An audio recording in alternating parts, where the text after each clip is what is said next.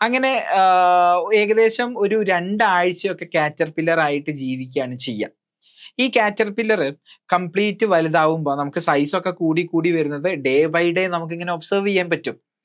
അങ്ങനെ ഒരു 14 ദിവസമൊക്കെ ആവുന്ന സമയത്ത് നമ്മൾ ഈ കാറ്റർപില്ലറിനെ വളർത്തുന്ന കേജ്, ആ കേജിന്റെ ചുറ്റും ഇവരിങ്ങനെ നടക്കാൻ സ്റ്റാർട്ട് ചെയ്യും. അതായത് കംപ്ലീറ്റ്ലി ഇവർ കണിക്കൊന്നതിന്റെ മുകളിൽ ഇങ്ങനെ ആ ഇല തിന്നുകൊണ്ടിരിക്കുക ചെയ്യുക.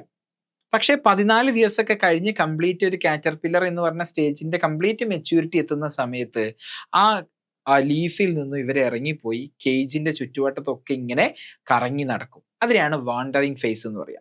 അപ്പൊ ഈ വാണ്ടറിങ് ഫേസ് വരെ ഞാൻ ഇവരെ മെയിൻറ്റെയിൻ ചെയ്ത് വാണ്ടറിങ് ഫേസ് ആവുന്ന സമയത്ത് ഇവരെ ഞാനൊരു എക്സ്പെരിമെന്റൽ സെറ്റപ്പിലേക്ക് മാറ്റും. എക്സ്പെരിമെന്റൽ സെറ്റപ്പ് എന്ന് പറഞ്ഞാൽ ഇത്രയേ ഉള്ളൂ.